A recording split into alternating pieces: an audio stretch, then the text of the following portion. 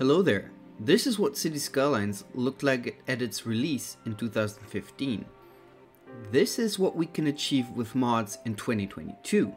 In this step-by-step guide, I will explain which mods we need and which settings I personally use in my streams over at twitch.tv/erkrieger. This video will not deal with custom assets like buildings, vehicles and roads. Instead, we will focus on changing map textures, lighting and rendering features. Keep in mind though that most of these changes will affect performance. The settings and mod links are in the description below. Let's immediately start with the first point, map themes. A map theme is a set of textures in City Skylines whereby you can change the looks of your map from tropical to temperate to arctic and many others. There are tons of map themes to download from the Steam Workshop. You can easily apply them when loading a save game or starting a new game. However, we want to go deeper than that. Download the mod Theme Mixer 2 and a variety of map themes from which we like certain features, such as asphalt textures, cliff textures and so on, because now we can mix and match them. Open the mod settings by clicking on the icon that looks like a landscape. Click the topmost option and select your base theme that you want to modify. The second options window from the top is the one where you will change the main visuals. For example, as I'm building a city located in Germany, where sidewalks are usually made from cobblestone and not asphalt or concrete, I'm going to change the pavement texture to the one from the Plaster Roads map theme by FindBuild. Disable Show Grass Sprites and Show Rock Sprites here. The third menu allows you to change the water settings. I used the textures from the Cedar Valley 4K map theme by Markfire.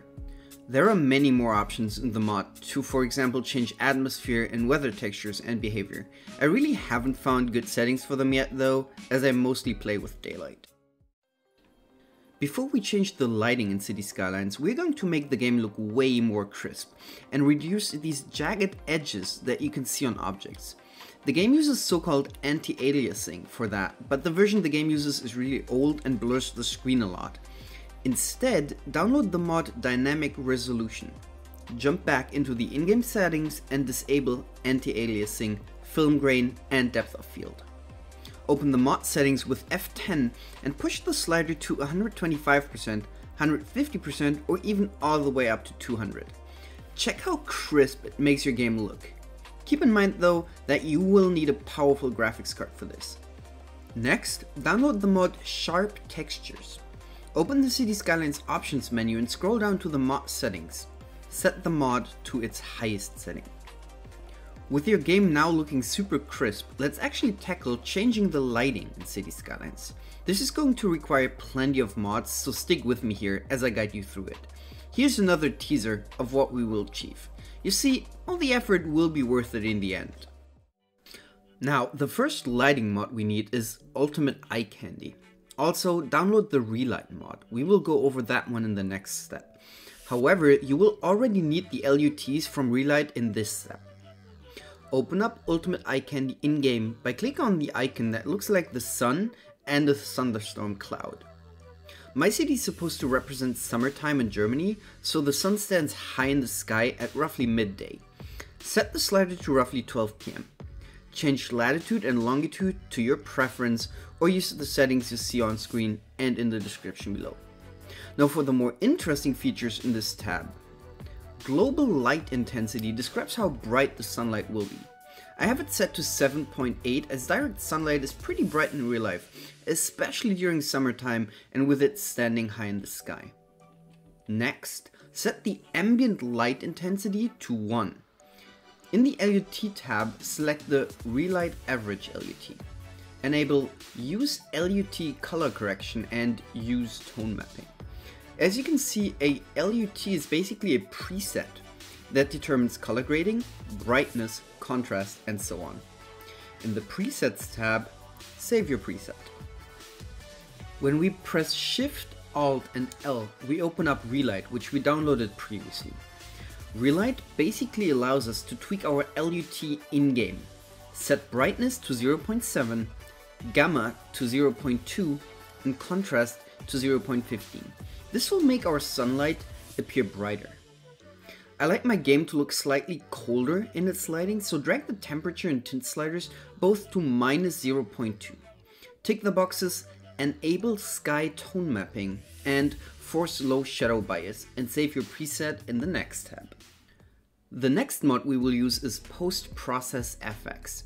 This is a mod that allows multiple rendering features to be added to the game. Here we will focus on bloom and screen space ambient occlusion, or SSAO for short.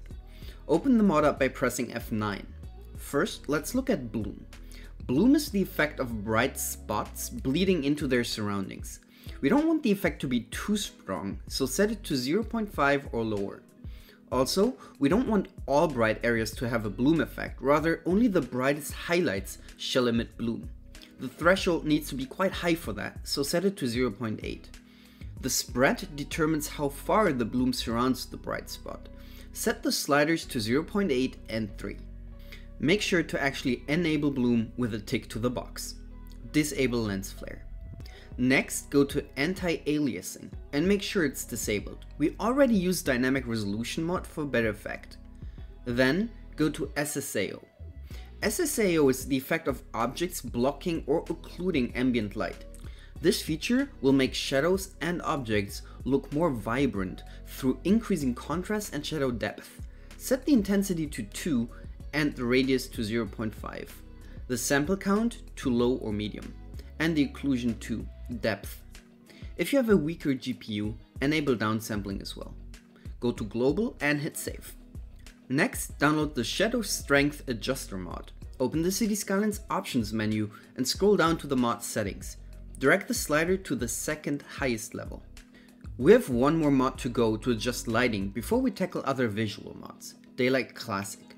Open the mod menu same as you did with Shadow Strength Adjuster and only tick the options Classic Fog Effect and a Low Classic Fog Effect if day-night cycle is on. This is needed for the next mod. Before we jump into the last few mods though, let me know in the comments which lighting mod you find the most impressive. Alright, onto the next one then. Download the Cubemap Replacer mod and one of the Cubemap packs on the workshop. A Cubemap is used for the in-game sky texture, and the base one is kind of generic and lackluster. Now open up the mod options menu as we did before and choose one Cubemap that you prefer. I use Cloud Layers from the HDRI Haven Cubemap pack. Just make sure that your Cubemap matches your lighting settings. A cloudy Cubemap wouldn't make sense if your lighting is supposed to represent a sunny summer day. Next, we're going to use the mod Hide It Bobby. Open it up same as with the other mods. Toggle Remove Seagulls here. Their sound is annoying, and on large cities so many seagulls spawn that they drain performance. The next options are up to your preference. As I focus more on detailing and don't really need to know if my soil is polluted through a visual indicator, I tick the boxes Remove Grass Pollution Ground Color, Hide Polluted Area, and Hide Pollution Fog. The next options determine how crisp your game will look. Here I disabled volume and distance fog, yet kept the map edge fog. The last step is dealing with LOD, so-called level of detail. Sadly, City Skylines only has two levels, high quality and low quality. That means you can easily see when the model switches its LOD. If you don't want to kill your performance to 1 or 2 FPS, yes, I'm not kidding, we shouldn't disable that switch. We can, however, increase the range at which the switch happens. Download the mod Ultimate Level of Detail. Increase the LOD switch distance of decals, buildings, and networks from 1000 to 1250 meters if your PC can handle it. If you want to go crazy, also increase the shadow distance. I have mine set to 6000 meters. Another jarring LOD switch happens with trees. We will use another mod for them though. Instead of increasing the distance the toggle appears at, we will instead improve the quality of the tree LOD models through the mod Tree LOD Fix. Go to the mod options menu and set it to Ultra. And we're finally done! Thank you for sticking with me through this step-by-step guide, and I hope your game looks as amazing as mine does. You can of course tweak all of the mod settings to your personal preferences though. Just make sure to keep performance in mind. Thanks again, and maybe give one of the recommended videos you see on screen here a look as well.